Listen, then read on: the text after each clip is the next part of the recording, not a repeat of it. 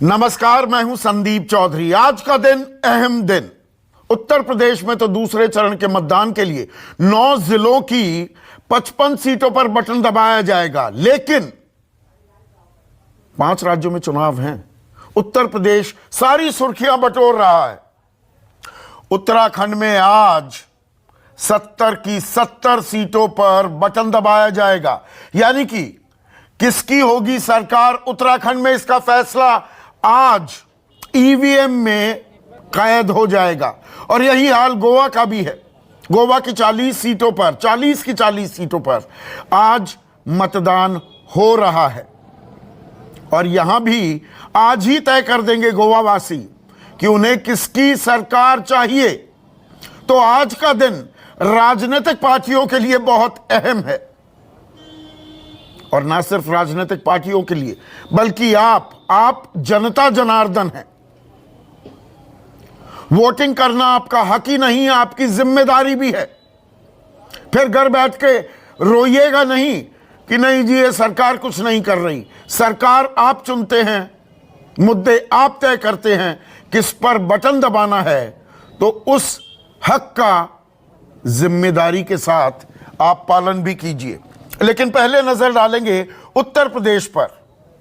7 बजे वोटिंग शुरू हो गई थी उत्तर प्रदेश में, तो 3 घंटे हो चुके हैं मतदान शुरू हुए, और उत्साह देखा जा रहा है।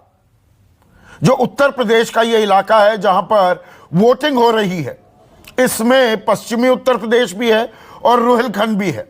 इसे पूरे के पूरे को दरअसल कन्वीनियंस के लिए हम पश्चिमी उत्तर प्रदेश ही मानकर चलते हैं। अमरोहा में इस वक्त तक उत्तर प्रदेश में 9.5% के करीब मतदान में 1 घंटे पहले का आंकड़ा बता रहा हूं। गोवा में 11%। उत्तराखंड आपको सुस्त लगेगा, लेकिन इसके पीछे एक वजह है। 5% से थोड़ा ऊपर मतदान हुआ है। उत्तराखंड में उत्तर प्रदेश के विपरीत 8 बजे वोटिंग शुरू हुई, तो 1 घंटे का यह मतदान प्रतिशत है।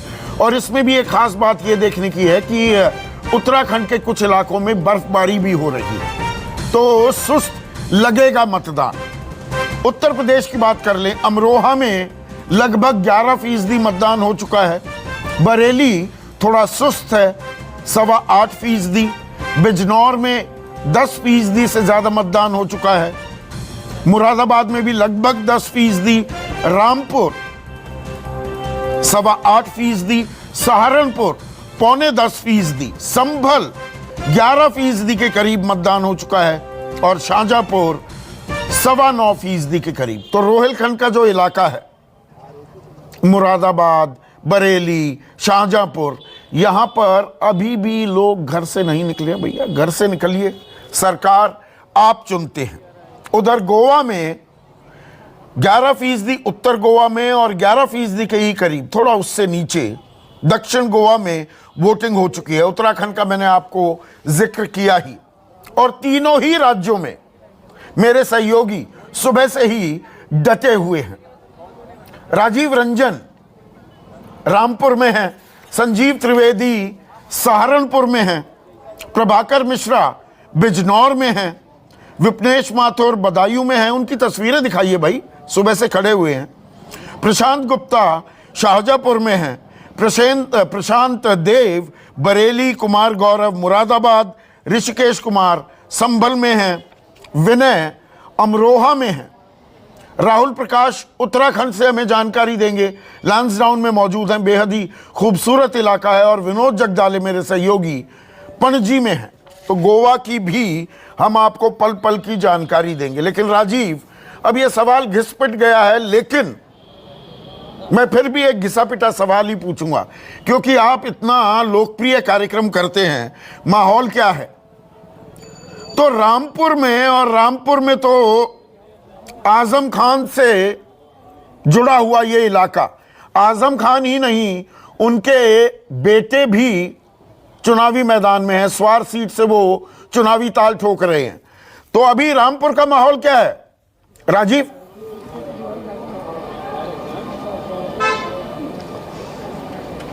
देखिए संदीप, मैं आपको बताऊं कि जो आपने बताया कि रामपुर शहर सीट से तो आजम खान लड़ रहे हैं, स्वार सीट से उनके बेटे लड़ रहे हैं, रामपुर शहर से रामपुर के नवाब लड़ रहे हैं, नवेद मियाँ बेटे उनके हमजा, वो स्वार सीट से बाप बेटे नवाब भी लड़ रहे हैं। लेकिन रामपुर का मिजाज, रामपुर का पानी थोड़ा अलग है ही। एक किस्सा मैं सुनाऊं और उसके बाद बात शुरू करता हूं। बात यह है कि रामपुर के नवाब के यहाँ एक शादी थी, तो वहाँ सब सारे नवाब आए थे। तो खाना जब खाया नवाबों ने पूरे आज हिंदुस्तान के, तो उन्होंने कहा कि जैसा खाना रामपुर के नवाब के यहाँ बनता वैसा कहीं नहीं बनता है। तो लखनऊ के नवाब को ये बात थोड़ी चुभ गई। उन्होंने कहा हमारे यहाँ भी शादी है, तो आप जो है रामपुर से सारे मसाले और बावर्ची इस बार लखनऊ भेज दीजिएगा। खाना बना। सारे नवाबों ने कहा कि जो बात रामपुर में है वो लखनऊ के खाने में नहीं है। तो रामपुर के नवाब अपने बावर्ची पे नाराज़ हो गए। उन्होंने उसको बुलाया और बोला कि जब मसाले और सब कुछ रामपुर से आए थे तो फिर वैसा स्वाद क्यों नहीं था। तो बावर्ची ने कहा कि दरअसल पानी लखनऊ का था।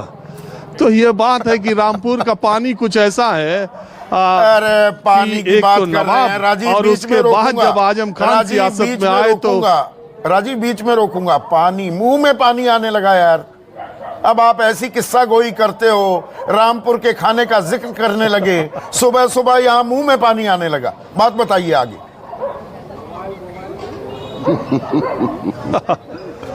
तो रामपुर पहले नवाबों की वजह से, उनके रहन सहन की वजह से, बाद में रामपुरी चाकू बॉलीवुड फिल्मों ने ऐसा बनाया।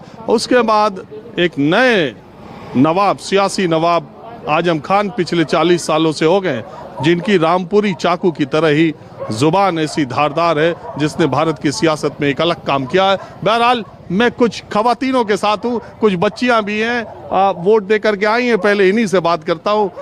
क्या माहौल है? हाँ, बहुत अच्छा है।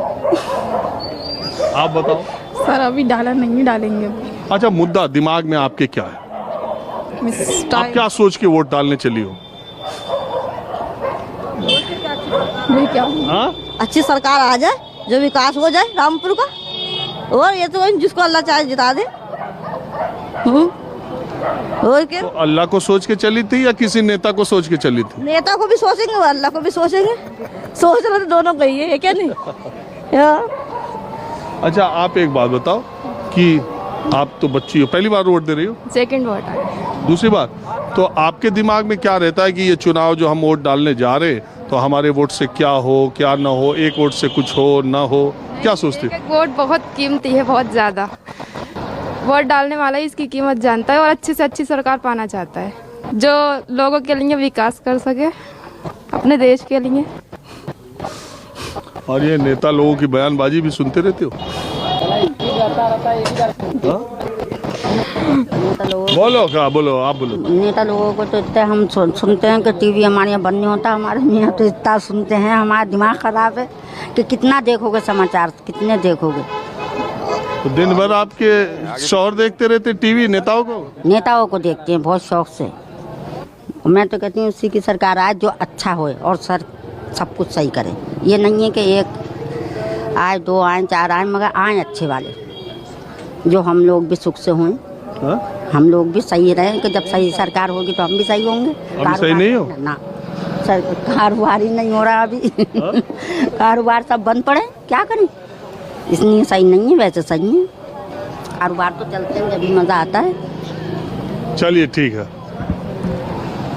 तो संदीप, आपको मैं जिस जगह मैं खड़ा हूँ पोलिंग बूथ पर, यहीं पर आजम खान और उनकी फैमिली का भी वोट पड़ता है। सुबह मैं जिला पंचायत में था जहाँ नवाब का वोट पड़ता है, और मैंने हाँ, बात जारी रखिए राजीव।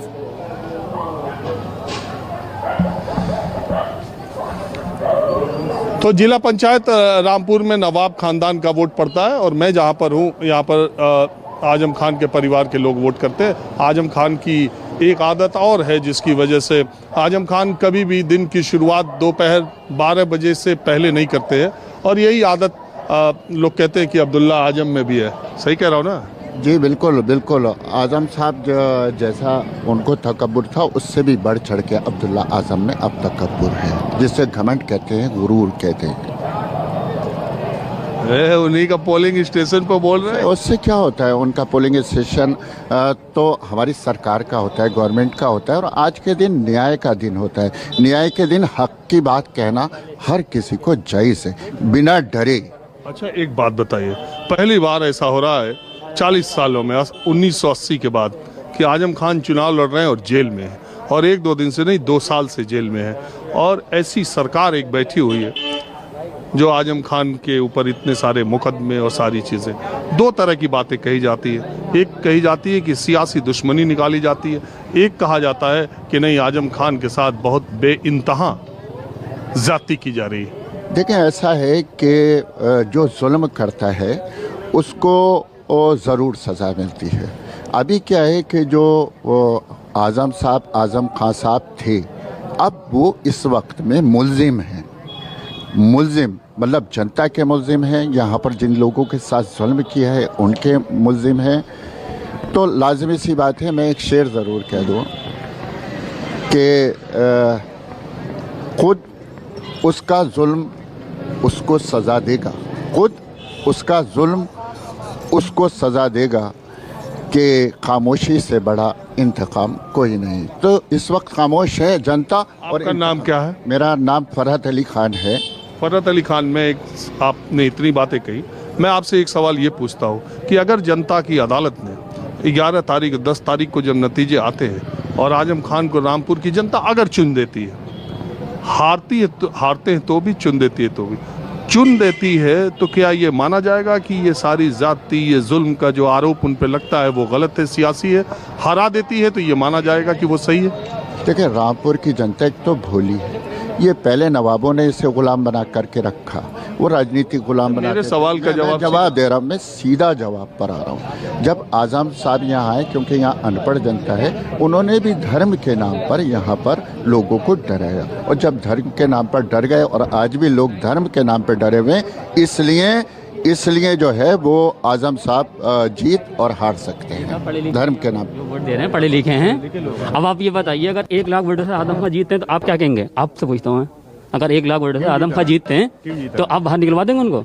मैं आपसे सवाल करता हूँ, अगर 1 लाख वोटों से जीतते हैं तब नहीं माना जाएगा। मैं कह रहा हूँ निकलना न निकलना न्यायपालिका का। सुप्रीम कोर्ट, हाई कोर्ट इस बात को देखेगी, जनता ने 1 लाख कोर्ट देखे आया तो उसको कोर्ट बाहर निकालेगी नहीं निकालेगी? आप बताइए, निकालेगी नहीं? मैं ये कह रहा हूँ 1 लाख वोटों से आदम खां जीतेंगे, उसको छोड़ो। ठीक है राजीव, तो मोटी मोटी तस्वीर रामपुर से जो आ रही है, गर्मी भी दिखाई दे रही है और साथ ही साथ कुछ लोग खामोश भी दिख रहे हैं। प्रशांत गुप्ता का संदेशा आ रहा है मेरे पास कि इनके साथ कुछ लोग खड़े हैं। प्रशांत, शाहजहांपुर में हैं आप, और यहाँ से राज्य के वित्त मंत्री सुरेश खन्ना भी ताल ठोक रहे हैं, पर यह इलाका लखीमपुर खीरी से भी लगता हुआ इलाका है। तो यहां पर किन मुद्दों की गूंज है? क्या यहां किसानी का असर दिख रहा है, या शाहजहांपुर शहर का मिजाज अलग है, ग्रामीण इलाकों में बात कुछ और है?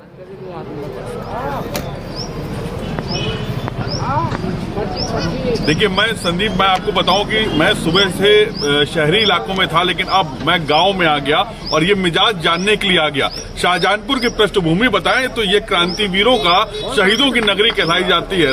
राम प्रसाद बिस्मिल, अशफाक उल्लाह खां इसी धरती के थे, और राजनीतिक अगर पृष्ठभूमि देखें तो इस धरती से कई बड़े राजनेता निकले हैं। इससे पहले जितेंद्र प्रसाद, जो कि इंदिरा गांधी के पॉलिटिकल एडवाइजर रहे, उनके बेटे जितेंद्र प्रसाद और सुरेश खन्ना जैसे कद्दावर नेता यहाँ से आते हैं। और यहाँ पर एक बड़ी कहावत राम प्रसाद बिस्मिल की कविता है कि देखना है जोर कितना बाजुए कातिल में है, सरफरोशी की तमन्ना अब हमारे दिल में है। तो यहाँ के गांव के लोगों से जानते हैं कि उनके इस बार क्या सरफरोशी की तमन्ना है उनके मन में।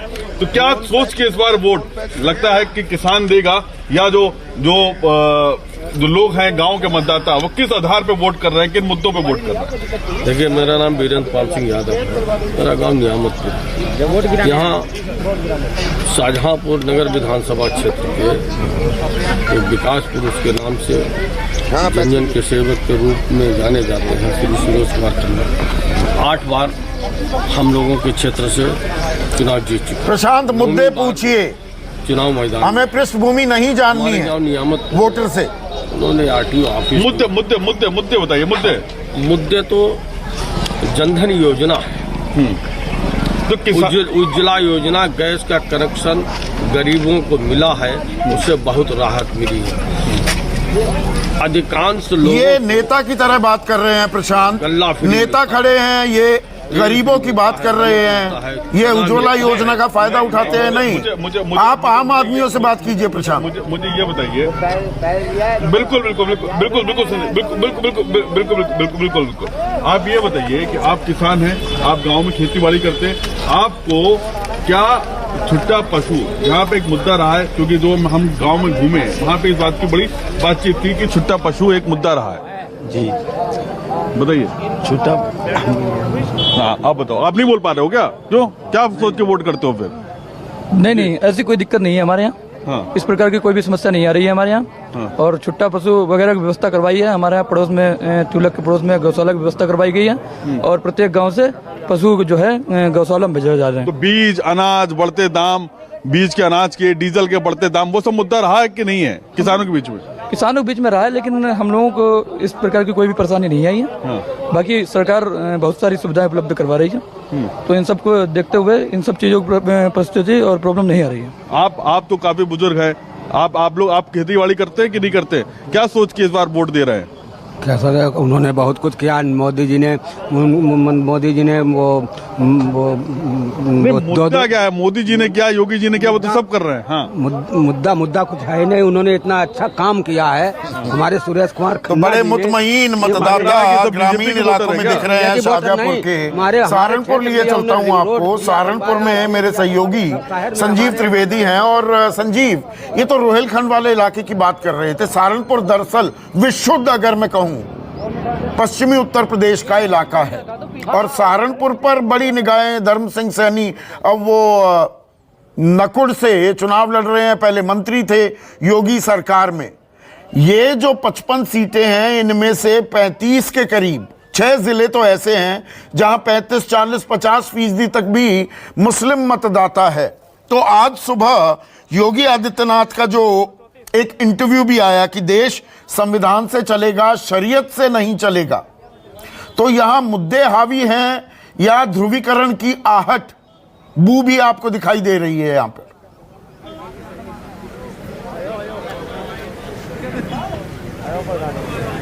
देखिए, सुबह से लोगों से जो बातचीत कर रहा हूं तो ये बात महसूस कर रहा हूं संदीप के दरअसल वोटर जो है वो बड़े स्पष्ट तरीके से क्लियर कट सोच के साथ पहुंच रहे हैं कि इन्हें वोट देना है।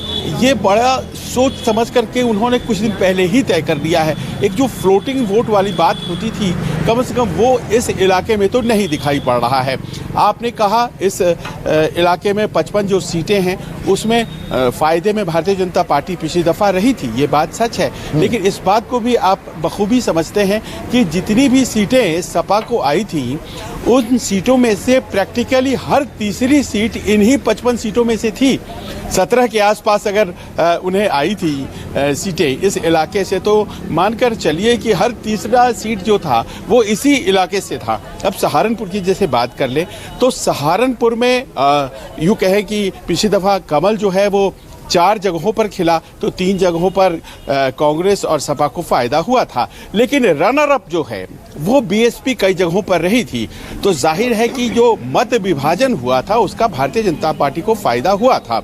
और यही इस बार होगा कि नहीं होगा, वही नतीजे तय कर देंगे। देखिए, धर्म सिंह सैनी की आपने बात की, आपसे कुछ देर पहले मैंने उनका इंटरव्यू किया और धर्म सिंह सैनी पास के ही नकुड़ सीट से हैं जैसा कि आप बता रहे थे। और संदीप, उनके खिलाफ एक मुस्लिम उम्मीदवार हैं साहिल, और वो बीएसपी से खड़े हैं और उनके सामने मुकेश चौधरी को भारतीय जनता पार्टी ने दे दिया है टिकट। तो वहाँ पर अनलाइक दूसरी सीटों के मुकाबला त्रिकोणीय सा हो गया है। और जाहिर है जब त्रिकोणीय मुकाबला होता है तो भारतीय जनता पार्टी को फायदा होता है। हमारे साथ कुछ यहाँ सहारनपुर के लोग खड़े हैं और यहाँ अधिकतर जो अक़लियत समाज से वोट जा रहे हैं वो किस तरफ जा रहे हैं, क्या लगता है, क्या कहेंगे आप? नहीं, देखिए, ये सहारनपुर देहात की सीट है। यहाँ पहले भी बीजेपी हारी है और इस वक्त तो यहाँ बहुत भारी मतों से यहाँ समाजवादी पार्टी का कैंडिडेट माननीय आशु मलिक जी जीतने जा रहे हैं। और संजीव, यहाँ उनकी कौन यहाँ जीत रहा है कौन हार रहा है में तो दिलचस्पी नहीं है, हमारी मुद्दों में दिलचस्पी है। जी, वो तो मतलब इसकी समाजवादी की लहर चल रही है ना। देखिए कैंडिडेट कहीं से भी हो। तो बात आपने जो कही कि चलिए कैंडिडेट कहीं से भी हो, आपके जहन में क्या है जब आप वोट करने जाते हैं? चलिए वो तो 10 मार्च तय करेगा कि कौन जीतेगा। नहीं, जिन यहाँ मुद्दों के आधार पर आप वोट यहाँ करेंगे। के वोटर में सिर्फ बदलाव, यहाँ की जनता जो है इस वक्त बदलाव चाहती है, क्योंकि मौजूदा सरकार ने यहाँ ध्रुवीकरण की राजनीति की है और खास मुद्दों पर उसने कोई काम नहीं किया। आप जरा इधर आइए, आगे क्योंकि आइए। इन्हें लगता है बदलाव की जरूरत है, आपको क्या लगता है? ये सर बिल्कुल बदलाव की जरूरत है। हमें जो आने वाली पीढ़ी है, जो भी हमारे जनरेशन है, न्यू जनरेशन है, सबको बदलाव चाहिए। क्योंकि पिछली सरकार में हम बहुत परेशान रह चुके हैं, बेरोजगार घूम रहे हैं काफी लोग, तो इसी वजह से सबको सबसे मेन बदलाव मुद्दा है चाहिए। जी बेरोजगारी का। बेरोजगारी का मुद्दा है जी। आप इस तरफ आइए साहब, आप बताएं, जब ये लोग बातें करते हैं अपने मुद्दों के बारे में, आपके जहन में क्या है? आप वोट देने जाने वाले? देखिए, ये जो कैंडिडेट है ये बड़कली गांव का, सहारनपुर से देवबंद के पास गांव से है। वो रहने को ये कहीं भी रहे, लेकिन सवाल ये है कि लोग फिलहाल बदलाव की राजनीति चाहते हैं और असल मुद्दा रोजगार का है। अच्छा। सारे लड़के बेरम बरान हैं, सारे लड़के, कोई इंजीनियर है, कोई PhD है, कोई कुछ है, किसी को कोई नौकरी नहीं। तो असल जो मुद्दा है सिर्फ रोजगार के ऊपर है। रोजगार ये सरकार देने में असफल रही, इस वजह से लोग इनसे नाराज हैं। देखिए, मसला संदीप बदलाव का है, चेंज चाहते हैं यहाँ। ये जो हमारे साथ इस वक्त मतदाता है वो है, लेकिन आपको हम यहाँ बताते चले कि दूसरी तरफ मैं दूसरे इलाके में जब सहारनपुर में था तो संदीप, वहाँ पर भारतीय जनता पार्टी के लिए जबरदस्त समर्थन था शहर में, और वहाँ ये कहा जा रहा था कि सुरक्षा का एक ऐसा मसला है जो भारतीय जनता पार्टी की सरकार ने पिछले 5 सालों में इंश्योर किया है, और इस कारण से सुरक्षा के को ध्यान में रखते हुए तमाम वोट भारतीय जनता पार्टी को जाएंगे। तो कुछ लोग बदलाव चाहते हैं, कुछ लोग चाहते हैं बरकरार रहे वो जो सत्ता में है। कुल मिलाकर ऐसा लगता है कि बड़ा शार्प डिवीजन है और दो तरफा मतों का विभाजन होगा। ये इस इलाके में तो कम से कम बहुत स्पष्ट है। संदीप, इसमें एक और चीज आपने अहम बात बताई संजीव, कि रनर अप BSP थी इन इलाकों में कई जगह पर, तो हाथी की चिंगाड़ भी कुछ सुनाई दे रही है, या जो आप कह रहे हैं ये बिल्कुल अब सीधी टक्कर हो गई है बीजेपी और समाजवादी गठबंधन में, और हाथी के साथी हाथी को छोड़ते दिख रहे हैं?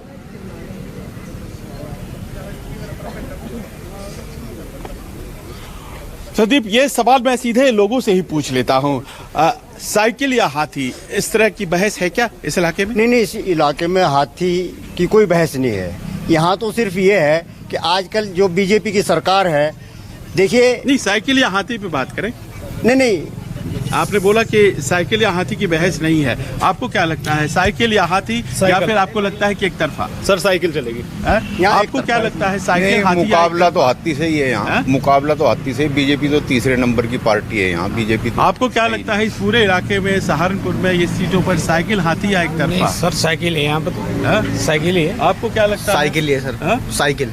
अब देखिए, बहुत से लोग हैं, आपको क्या लग रहा है? साइकिल है इंशाल्लाह, साइकिल ही आएगी एक तरफा। देखिए, ये सवाल जो आपने कहा, पूछा, मुझे लगा कि लोगों से ही बात कर लेते हैं। तो कुछ सीटों पर देखिए, यहाँ एक सज्जन जो कह रहे थे संदीप कि साहिल खान चूंकि यहाँ पर हैं, एक मुस्लिम उम्मीदवार हैं नकुड़ सीट से, तो जाहिर है जहाँ जहाँ मुस्लिम उम्मीदवार है वहाँ शायद कुछ वोट जो हैं दलित समाज या गैर भाजपा वोट के, वो इधर उधर चले जाएं। वरना तो स्थिति यहाँ पर ये जैसे बता रहे हैं कि अगर एक तरफ भारतीय जनता पार्टी को वोट मिल रहा है तो दूसरी तरफ समाजवादी पार्टी को ही तो वोट सीधी मिल रहा है। टक्कर यहाँ पर दिखाई दे रही है। और यहाँ पर जैसा संजीव बता भी रहे थे, ये जो इलाके हैं 55 सीटों पर जो मतदान हो रहा है, पिछली दफा 38 सीटों पर बीजेपी ने बाजी मारी थी और 17 सीटें 15 समाजवादी पार्टी और 2 कांग्रेस के खाते में गई थी, और 2 लड़के साथ चले थे, आपको ध्यान होगा, राहुल और अखिलेश, यानी कि कांग्रेस और समाजवादी में एक गठबंधन भी हुआ था।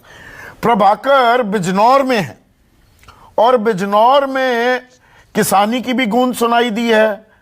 शहरी इलाके में खड़े दिख रहे हैं मुझे अभी, ग्रामीण इलाकों के मुद्दे कुछ अलग, शहरों के अलग, कुछ ऐसा आभास हुआ आपको?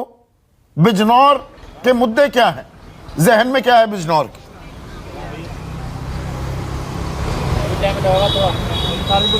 संदीप, पहली बात तो ये कि 14 फरवरी को हमारे उम्र के लोग वैलेंटाइन डे मना रहे हैं और आप मुझे मतदाताओं से बात करने के लिए मुद्दों को टटोलने के लिए नहीं प्रभाकर, बीच में रोकना कोशिश कर रहा हूं लोगों से समझने के लिए। मेरी उम्र के लोग, एक मिनट सुनिए ना, मेरी उम्र के लोग वैलेंटाइन डे मनाते हैं, आपकी उम्र के लोग, आज महावीर जयंती भी है, आप महावीर जयंती मनाते हैं।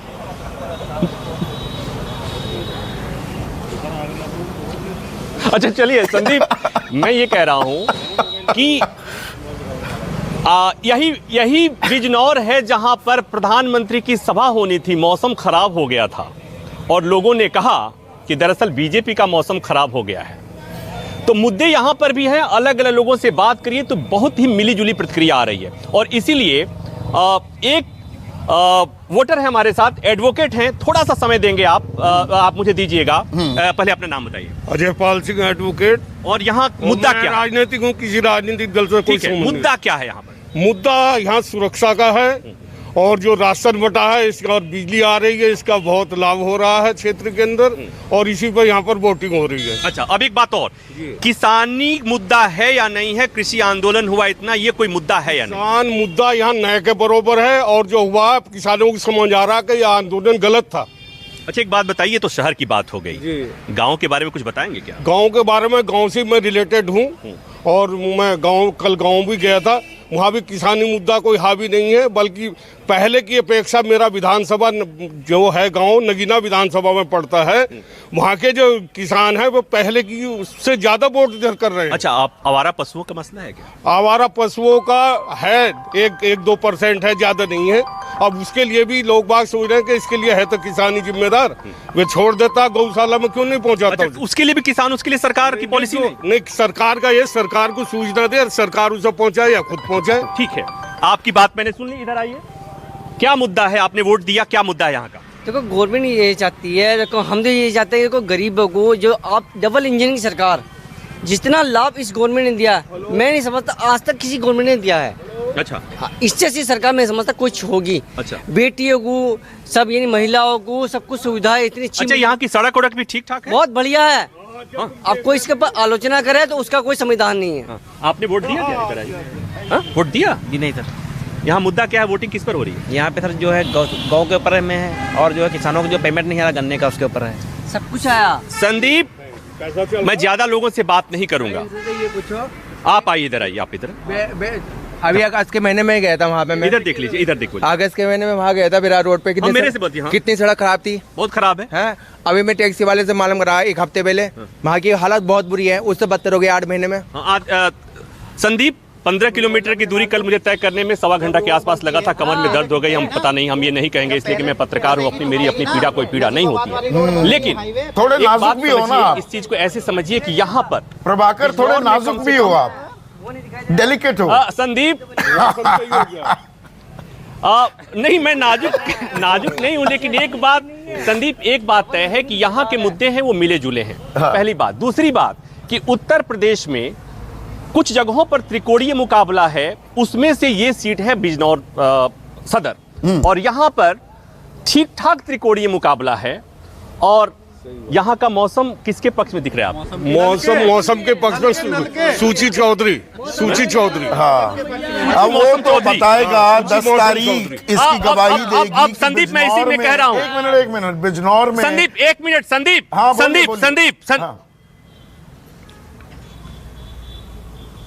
संदीप, मैंने कहा कि मुजफ्फरनगर में कुछ वोट कोको ले जा रहा था। मैं यहाँ ढूंढने की कोशिश कर रहा हूँ कि यहाँ पर कोको ले जा रहा है कि हाथी ले जा रहा है कि हवा ले जा रहा है। अलग अलग जगहों पर मैं ढूंढने की कोशिश करूंगा। फिलहाल मुझे यहाँ दिख रहा है कि कुछ वोट कोको ले जा रहा है, कुछ वोट कमल खिला रहा है, कुछ गणेश जी ले जा रहे हैं। और ऐसे में जब वोट बटेगा तो मौसम सही हो जाएगा। संदीप, तो ऐसे में चूंकि बिजनौर में 8 सीट में 3 सीट समाजवादी पार्टी के पास, 5 बीजेपी के पास, तो अभी 2 सपा की 6 बीजेपी। चलिए, उस पर तो बात हो जाएगी, वो तो 10 तारीख को, 10 मार्च को जब नतीजे आएंगे प्रभाकर, तो दूध का दूध पानी का पानी हो जाएगा। मौसम किसका खराब निकला, मौसम खराब किसके लिए हुआ बिजनौर में, ये भी तय हो जाएगा। लेकिन अभी पीतल नगरी लिए चलते हैं आपको। मेरे सहयोगी कुमार गौरव हैं, औद्योगिक इलाका है, कोरोना काल में उसकी मार, उसकी दंश झेलने के बाद ये चुनाव हो रहे हैं। विकास का मुद्दा हावी है। जो सरकार दावे कर रही है कि हम उद्योगों को बढ़ावा देने के लिए पुरजोर कोशिश कर रहे हैं, सड़कों का नेटवर्क बढ़िया कर दिया, उनकी गूंज ज्यादा सुनाई दे रही है, या जो बेरोजगारी बढ़ी, धंधे चौपट भी हुए, धंधे मंदे भी हुए, उसकी नाराजगी, उसका गुस्सा दिख रहा है?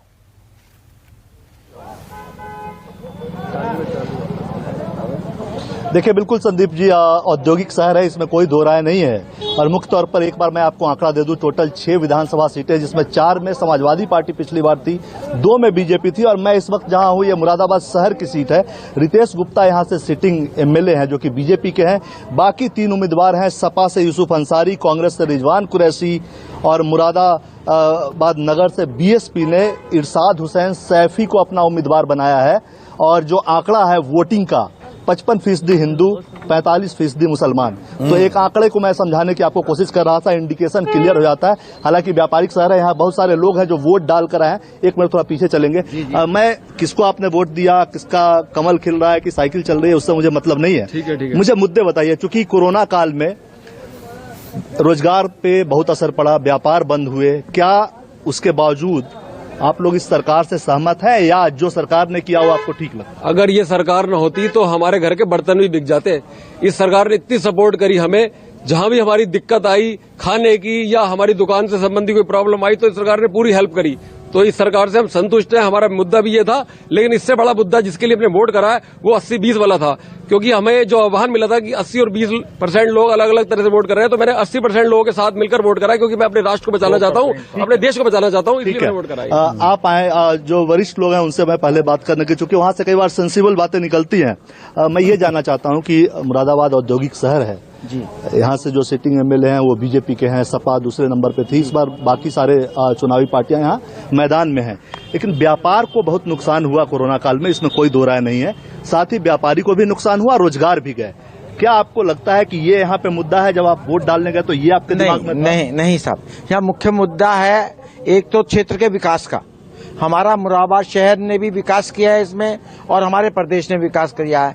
और उसके अलावा दूसरा मुद्दा कानून एवं व्यवस्था।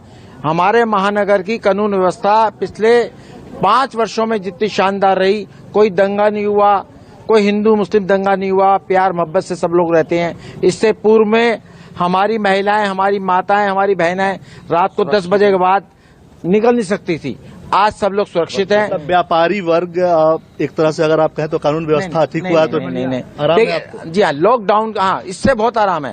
व्यापारी वर्ग जो लूटपाट होती थी, रात को 10 बजे के बाद थैला लेके जा रहा है, किसी ने लूट लिया, हमारी माता बहनों की चैन खींच ली जाती थी। जो रोजगार बर्बाद हुआ उसका, रोजगार में आप लोगों को तो कुछ मिला नहीं सरकार? वो नहीं, वो थोड़ा बहुत नुकसान हुआ है, लॉकडाउन के कारण नुकसान हुआ है, उसकी भरपाई हो गई है। हमारी सरकार ने उसमें भी सहयोग दिया, कई पैकेज दिए गए व्यापारियों को, तो उससे हमें काफी नुकसान है, उसका हमें कोई चिंता नहीं है। कॉमन लोग भी आप बताएं, आप बहुत देर से मैंने देखा परेशान हो रहे हैं, कुछ मुद्दे बताना चाह रहे हैं? सर देखिए, ऐसा मेरा मुद्दा है, मैं जाटव समाज से जुड़ा हुआ हूँ, समाज की बात में नहीं। और दूसरी बात यह है कि मैं अब स्थिति में देख रहा हूँ 5 साल से, पिछले 5 साल से योगी की गवर्नमेंट में और मोदी जी की गवर्नमेंट में उनकी जो पॉलिसी है वो उन्होंने बहुत प्रभावित करा है, एक छोटे समाज को भी। प्रभावित है तो परेशान क्यों हो रहे हैं? और सुनिए, आप बताएं, रुक जाइए सब लोग। चलिए, अलग अलग हमें अलग अलग इलाकों में, और यहाँ पर मैं आपको बता दूं कि जो पोलिंग बूथ्स हैं, रुकिए कुमार, अब हो गया, मुरादाबाद से हमने ली है सेंस। अलग अलग जगह पर अलग अलग मुद्दों की गूंज सुनाई दे रही है। कहीं पर ध्रुवीकरण 80-20 की बात हो रही है, कहीं कानून व्यवस्था बहुत बड़ा मुद्दा है, कहीं पर विकास की डबल इंजन सरकार की बात हो रही है, तो कहीं बेरोजगारी और महंगाई की गूंज भी सुनाई दे रही है। बरेली में प्रशांत देव है मेरे सहयोगी, बरेली क्या कह रहा है प्रशांत?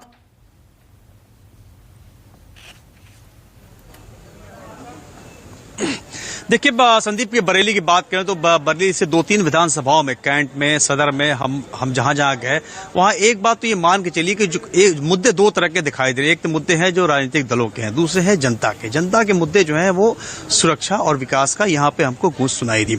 और बरेली की आप संदीप आपको पता है 2 लोकसभा है, दोनों बीजेपी के पास है, 9 विधानसभा है, 9 की 9 बीजेपी के पास है। अब इसमें सेंध कैसे लगा, मतलब फिर भी गठबंधन का जोर है तो वो कैसे?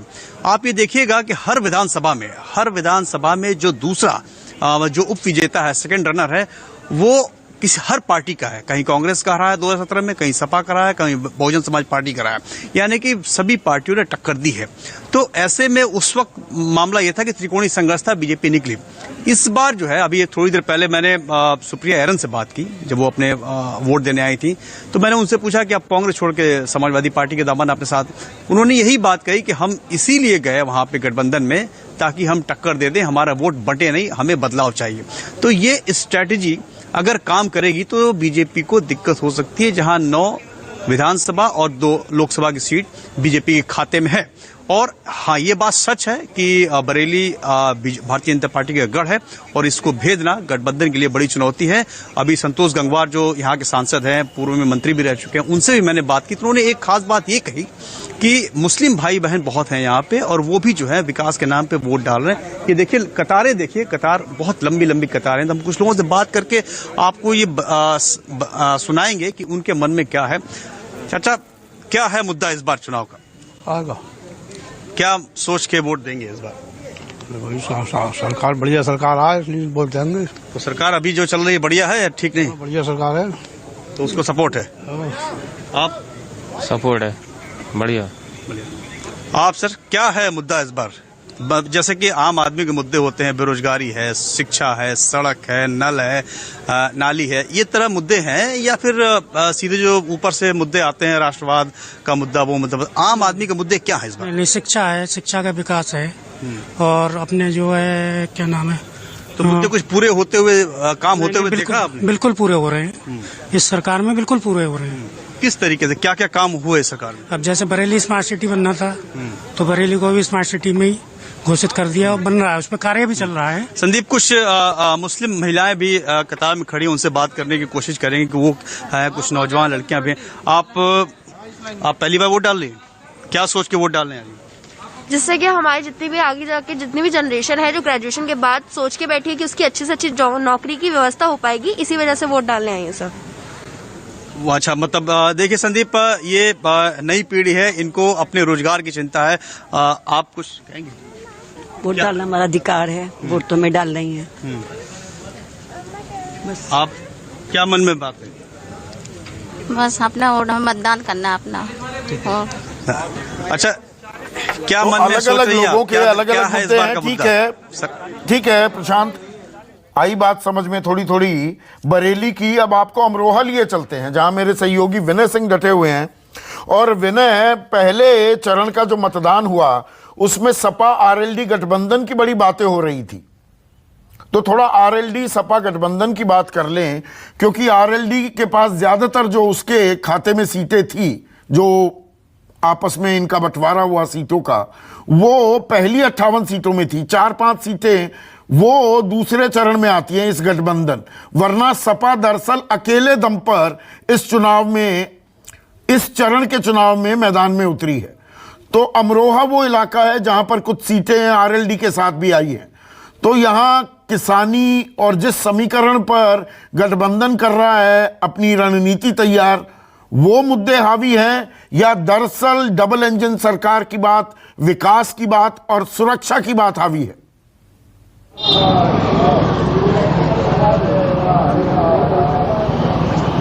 देखिए संदीप, मैं कल शाम से यहाँ पे हूँ, शाम से अलग अलग इलाकों में घूमा और जो लोगों से बात की हमने, उनसे यही पता चला कि मिली जुली प्रतिक्रिया आई।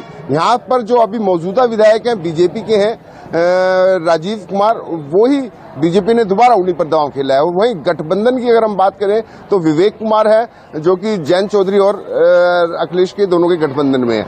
लेकिन यहाँ पर जो लोग हैं वो राष्ट्रवाद, और जिस तरीके से ये अभी पीछे हिजाब केस हुआ, उन चीज़ों को लेकर लोग ज़्यादा संजीदा नजर आए और वो उस मामले में लोग वही देख रहे हैं जो उन्हें उनके नेता दिखा रहे हैं कि जैसे कहीं ना कहीं गुलाम हो जाएंगे या देश में हमारा राष्ट्रवाद खत्म हो जाएगा, देश हम में सुरक्षित नहीं रहेंगे, इस तरीके की चीजें लोग वो सोच रहे हैं। लेकिन कहीं ना कहीं कुछ लोग ऐसे भी हैं जो साफ साफ कह रहे हैं कि महंगाई से त्रस्त हो गए हैं। किसान के मुद्दे, जैसे हम अभी एक गांव में गए थे जहां पे ईवीएम मशीन खराब हो गई थी दरिया बुजुर्ग में, तो वहां पर जब हम गए तो वहां पर ईवीएम मशीन खराब हो गई थी। हालांकि वो बदल दी गई 1-1.5 घंटे में ही, लेकिन वहां के जिन लोगों ने वो वोट वहां पर डाल दिया था उस ईवीएम मशीन में, करीब 80 से 85 वोट डल चुके थे, तो उन लोगों को विश्वास नहीं हो रहा था कि हमारा वोट काउंट होगा। ठीक है विनय, मैं आपके पास आता हूं, अभी और जानकारी लूंगा मैं अमरोहा की,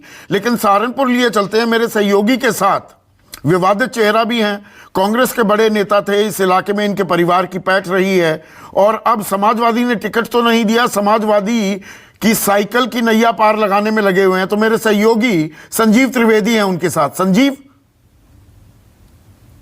जीत रहे हैं और भारतीय जनता पार्टी को आप कितनी सीटें यहाँ पर आपको लगता है कि जीरो 7 में से 0? ये विश्वास 10 मार्च को फिर से आपसे बातचीत होगी। इमरान मसूद ये बताने की कोशिश करते हुए कि उनके आने की वजह से इस पूरे इलाके में कांग्रेस के बाद अब सपा को मजबूती मिलने जा रही है, क्योंकि अब वो सपा में हैं। हालांकि खुद नहीं लड़ रहे हैं, उनके परिवार के लोग नहीं लड़ रहे हैं, लेकिन उनका विश्वास है कि भारतीय जनता पार्टी इस इलाके में अब। ठीक है विनय, ये तो सहारनपुर की बात हुई, आप अमरोहा का बता रहे थे, ग्रामीण इलाकों में भी गए या अभी शहर में ही हैं? शहर और ग्रामीण इलाकों में क्या मुद्दे फर्क हैं कुछ?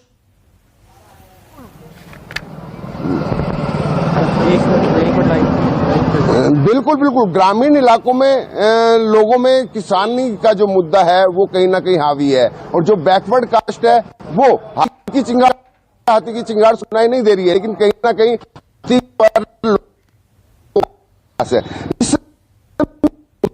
विधायक भी हैं बीजेपी से, राजीव कुमार, वो आ गए हैं यहाँ पर। राजीव जी, किस तरीके के इस बार फिर से वही जो मैं लोगों में कल से मैं देख रहा हूं, तो लोगों में हिजाब वाला जो मुद्दा आपने जिस तरीके से पहले नहीं शुरू हुआ तो वो दोबारा से शुरुआत कर दी, बेशक यूपी में नहीं, कर्नाटक से शुरू कर दिया, केरला से शुरू कर दिया, तो लोगों पर क्या वो असर नहीं डाल रहा है जिस तरीके से आप लोगों ने मुद्दा जो शुरू हुआ है? देखिए, यहाँ जो चुनाव चल रहा है 2014, 2017 और 2019 वाली लहर है, उसी तरह का वातावरण है और इस बार 2014, 17 और 19 से भी ज्यादा वोटिंग होने वाली है और यहाँ जो सीट है वो पहले से भी ज्यादा अंतर से जीतेगी।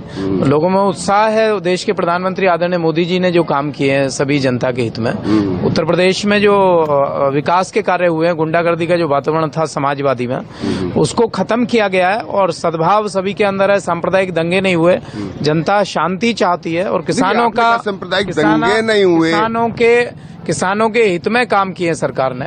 और हमारा जो अभी संकल्प पत्र जारी हुआ उसमें जितने भी हमारे किसान भाई हैं उनको अब अपने ट्यूबवेल का बिल नहीं देना पड़ेगा और साथ में बेटियों के लिए सुमंगला योजना। मुद्दों की बात करेंगे विनय और प्रशांत। आपके साथ बीजेपी के वरिष्ठ नेता केंद्रीय मंत्री संतोष गंगवार बरेली के बड़े चेहरा हैं, वो आपके साथ दिख रहे हैं। यहां पर बीजेपी के प्रचार की बातें नहीं, प्रचार हो गया दूसरे चरण के लिए। मुद्दे क्या हैं, कुछ बदलाव है या वो संतुष्ट हैं, इससे केंद्रित थोड़ी बातचीत कीजिए।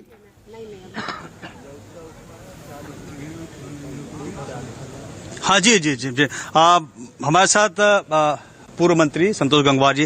गंगवार साहब, मुद्दे क्या हैं? मतलब मैं ये जानना चाहता हूं कि किस मुद्दे पे आप पब्लिक के बीच में जा रहे हैं, क्योंकि कोरोना की समस्या देखी गई, व्यापार टूटा, काफी दिक्कतें हुई, किसान आंदोलन था आपके सामने, गठबंधन की चुनौती सामने बहुत बड़ी है।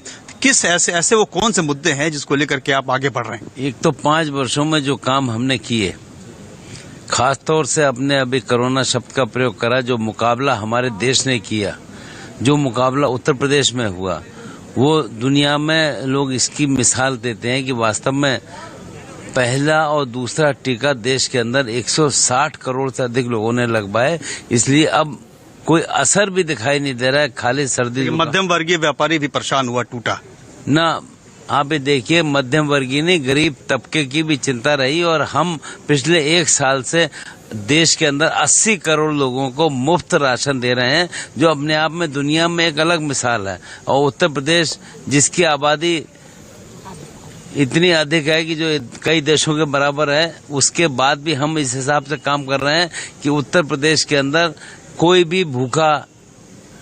संतोष जी, आप पूर्व मंत्री भी रहे हैं, सांसद भी रहे हैं, आप भी जब लोगों में के बीच में जाते होंगे तो लोग तो ये सवाल करते होंगे ना, जिनका व्यापार कम हो गया, जिनका व्यापार टूटा, खराब हुआ कोरोना की वजह से, तो वो लोग आपसे सवाल पूछते होंगे तो उसको कैसे जवाब दोगे? के बीच में रहता हूँ और वो इस बात पर बिल्कुल नाराज नहीं है। इस बात पर आपने काम किया उनको व्यापार को बढ़ाने के लिए, जरूर प्रसन्न है कि मोदी जी और योगी जी मिलकर अच्छा कदम उठा रहे हैं।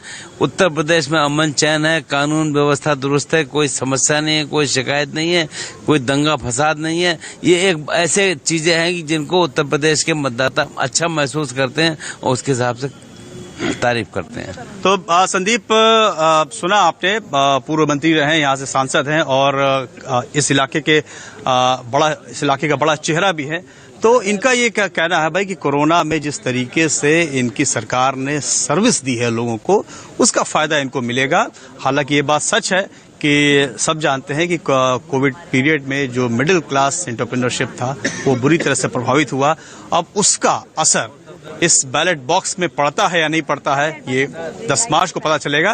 बहरहाल इस पूरे इलाके में अगर बात कीजिए बरेली में, तो अपने दबदबा जो कायम रहा है उसको बचाने की पूरी रणनीति के साथ बिल्कुल ठीक है। अपनी संजीव त्रिवेदी सहारनपुर में मौजूद हैं। संजीव, जो ये अलग अलग जगह से सेंस मिल रही है, देखिए कानून व्यवस्था और एक पुट जो इस चरण में कम से कम बड़ा हावी दिख रहा है वो है वेलफेयरिज्म, जो लाभार्थी जाति, मैं जातियों के खिलाफ हूं,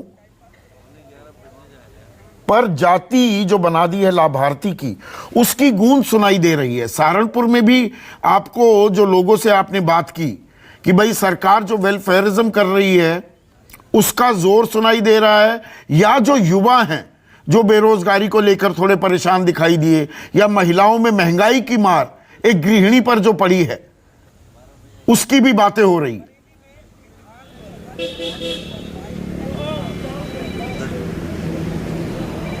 संदीप, पश्चिमी उत्तर प्रदेश को आप हम सबों से बेहतर समझते हैं और आप बखूबी ये समझते हैं कि यहाँ पर मुद्दे अपने आप में बहुत महत्वपूर्ण तो होते हैं, लेकिन वोटिंग जो होती है वो सरनेम के हिसाब से होती है। और जाहिर है कि ये जो प्रभावित करने वाले मुद्दे होते हैं उन्हें अपने हिसाब से ढाल लिया जाता है। और अब मान लीजिए कि जो व्यक्ति मौजूदा सरकार से खुश नहीं है तो उसके लिए बेरोजगारी बहुत महत्वपूर्ण मुद्दा आ जाता है। जो व्यक्ति इस सरकार से खुश है वो कहता है कि सुरक्षा बहुत अच्छी बात है और इस कारण से हमें इस सरकार को कायम रखना है। मैं देख पा रहा हूं कि एक बड़ा क्लियर कट डिवीजन इस इलाके में पश्चिमी उत्तर प्रदेश में पहले और दूसरे चरण में है और यहाँ पर एक 2 हॉर्स रेस की तरह हो गया है मामला। और ये आमने सामने की जैसे लड़ाई पश्चिम बंगाल में देखी गई थी, कुछ उस प्रकार की लड़ाई यहाँ पर देखी जा रही है। मुद्दों को सेट कर लिया गया है। आपने लाभार्थियों की बात की, मैंने बहुत से ऐसे लोगों के बीच जाकर के बातचीत की जो लाभार्थी हैं और ख़ास तौर पे मैं बताऊं मुस्लिम समाज में गरीबी है और उस गरीबी की वजह से जाहिर है कि उन्हें अनाज जो मिला है वो भी लाभार्थी हैं और वो कैमरे के पीछे भी तारीफ भी करते हैं। लेकिन वोटिंग प्रेफरेंसेस उस तारीफ को प्रभावित करेंगी ये मैं श्योरिटी के साथ नहीं कह सकता हूं, क्योंकि उनके वोटिंग प्रेफरेंसेस जो हैं वो सरनेम के आधार पर होते हैं। तो कुल मिलाकर ऐसा लगता है कि काम आखिर अपनी तरफ होता है, लेकिन आखिर में जो वोट होते हैं वो जाहिर है कि वो कहीं ना कहीं इस पूरे इलाके में थोड़े सांप्रदायिक टिंज के साथ होते हैं। और तो मतलब 2 बातें हैं वो काम करती दिखाई देंगी, दिखाई दे भी रही हैं संजीव, जो आप कह रहे हैं। एक तो धार्मिक ध्रुवीकरण, एक जातीय समीकरण। हम जाति को खत्म करने की कितनी भी आदर्शवादी बातें करते रहे हैं, लेकिन वो कड़वी हकीकत है। एक छोटा सा ब्रेक लेंगे, ब्रेक के बाद भी खबरों का सिलसिला जारी रहेगा ही। मुद्दों की बात करेंगे, हम मुद्दों पर रहते हैं और आपको पल पल की अपडेट देंगे, ना सिर्फ उत्तर प्रदेश से बल्कि उत्तराखंड और गोवा से भी। ब्रेक के बाद। नमस्कार, मैं हूं मानक गुप्ता। अगर आपको हमारा ये वीडियो पसंद आया हो तो इसे लाइक और शेयर जरूर करें और हाँ, हमें सब्सक्राइब और फॉलो करना ना भूलें ताकि आप देश और दुनिया की कोई खबर मिस ना करें। तो जुड़े रहिए हमारे साथ और देखते रहिए News 24।